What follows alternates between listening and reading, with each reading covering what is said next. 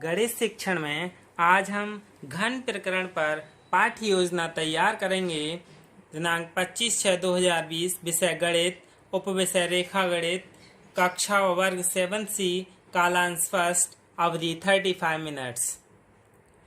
इसके सामान्य उद्देश्य हैं जनरल ऑब्जेक्टिव्स, यानी छात्राओं में गणित विषय के प्रति रुचि जागृत करना, छात्राओं में मौलिक चिंतन शक्ति को विकसित करना, छात्राओं में तर्क शक्ति का विकास करना, छात्राओं में सोचने समझने की क्षमता को विकसित करना। फिर इसके विशिष्ट उद्देश्य हैं, यानी स्पेसिफिक ऑब्जेक्टिव, छात्राएं घन के बारे में जान सकेंगे, छात्राओं में घन की आकृति की रचना करने का कौशल उत्पन्न करना, छात्राएं घन के विषय में जानकर संपूर्ण प्रश्न का सूत्र बता सकेंगे, छात्राएं घन से संबंधित सभी समस्याओं को हल कर सकेंगे। इसका पूर्व ज्ञान यानी प्रीवियस नॉलेज है। छात्राएं घन के बारे में सामान्य जानकारी रखते हैं और शिक्षण सहायक सामग्री यानी टीचिंग एड्स हैं चॉक, डस्टर, श्यामपट्ट और चार्ट हैं घन और घन का संपूर्ण पृष्ठ। तो सबसे पहले हम प्रस्तावना प्रश्न तैयार करते हैं, यानी पूर्व ज्ञान अनुमान। प्रश्न है, श्यामपट्ट पर किससे लिखते हैं? छात्र कहेंगे श्यामपट्ट पर चॉक से लिखते हैं। चॉक के डिब्बे का आकार कैसा होता है? छात्र कहेंगे चॉक के डिब्बे का आकार घन आकार होता है। घन के बारे में आप क्या जानते हैं? समस्यात्मक प्रश्न है। अस्पष्ट उत्तर यानी यह छात्र निरुत्तर होंगे या अस्पष्ट उत्तर और प्रश्नोत्तर विधि है।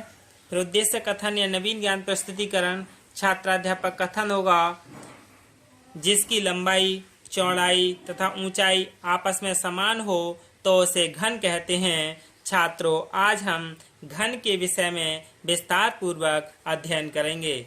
छात्र ध्यान पूर्वक सुनेंगे व समझेंगे। कथन विधि है। इसके बाद पहला शिक्षण बिंदु है घन, यानी पहला शिक्षण बिंदु है घन। ज्ञान प्रत्यास्मरण विकासात्मक प्रश्न है। चार्ट दिखाते हुए, यानी ये चार्ट बना हुआ है, इस चार्ट को दिखाते हुए चित्र में ABCD कौन सा फलक है, यानी ABCD कौन सा फलक है? छात्र कहेंगे ABCD सामने का फलक है। चित्र में DC यानी DC, H और G यानी ये वाला कौन सा फलक है? तो छात्र कहेंगे DCGH दायां फलक है, यानी ये सफेद रंग का है वो कौन सा फलक है? दायां फलक है। घन से आप क्या समझते हैं? समस्यात्मक प्रश्न है तो अस्पष्ट उत्तर होगा।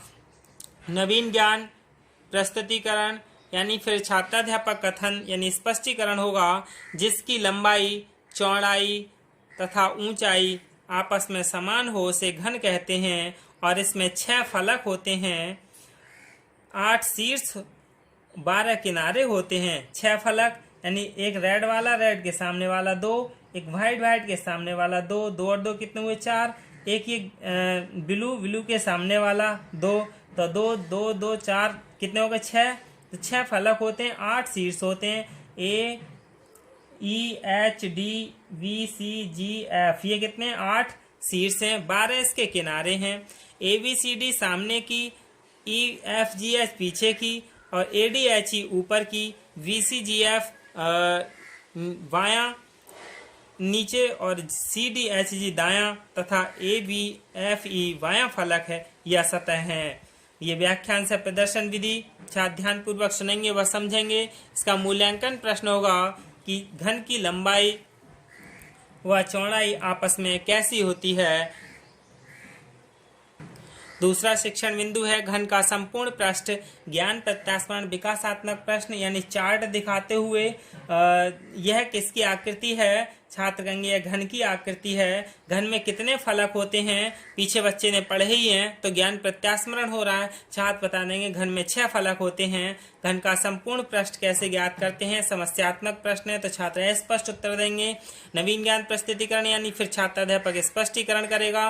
घन का संपूर्ण पृष्ठ सभी 6 फलकों के क्षेत्रफल के योग के बराबर होता है, यानी 6 फलक हैं, इन 6 फलकों का हम क्षेत्रफल ज्ञात कर लेंगे, फिर इनके लिए योग कर लेंगे, वही क्या कहलाता है, इसका संपूर्ण पृष्ठ कहलाता है।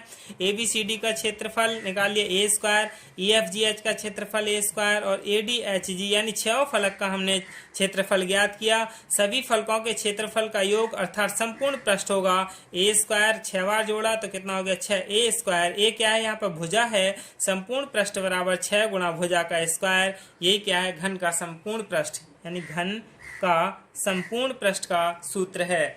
छात्र ध्यान पूर्वक सुनेंगे समझेंगे। व्याख्यान से प्रदर्शन विधि है और इसका मूल्यांकन प्रश्न है, घन में कितने किनारे होते हैं।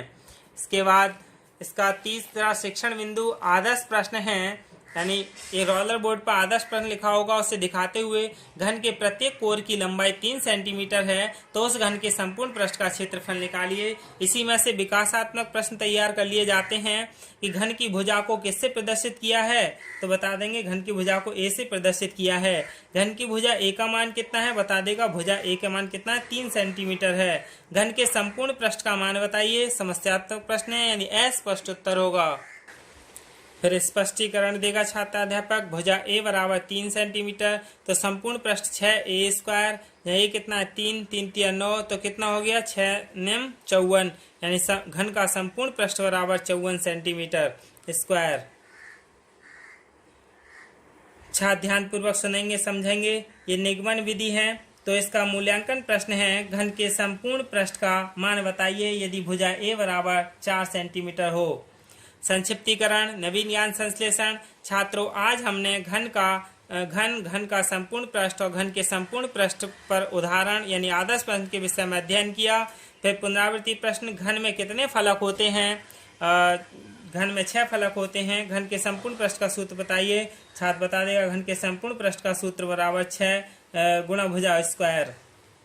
श्यामपट्ट कार्य, नवीन ज्ञान स्थायीकरण। छात्राध्यापक द्वारा तीनों शिक्षण बिंदु श्यामपट्ट पर अंकित किए जाएंगे। छात्र श्यामपट्ट कार्य अपनी उत्तर पुस्तिका में उतारेंगे। निरीक्षण कार्य यानी लेखन कार्य, छात्राध्यापक दिए गए कार्य का घूम घूम कर निरीक्षण करेगा व कक्षा में सामान्य अनुशासन के प्रति सजग रहेगा।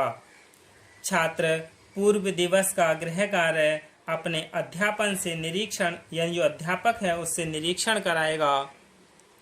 फिर गृह कार्य यानी अभ्यास कार्य, नीचे दी गई भुजा की नाप वाले घन का संपूर्ण पृष्ठ ज्ञात कीजिए, यानी नीचे 2 घन हैं उनकी भुजाओं की नाप दे रखी है 8 सेंटीमीटर और दूसरे 9 सेंटीमीटर। इन दोनों घनों के संपूर्ण पृष्ठ ज्ञात कीजिए जिनकी भुजाएं दे रखी हैं। छात्र गृह कार्य उतारेंगे तथा घर से करके लाएंगे। यही क्या है, घन प्रकरण पर पाठ्य योजना है और ये क्या है, श्यामपट्ट कार्य है। धन्यवाद।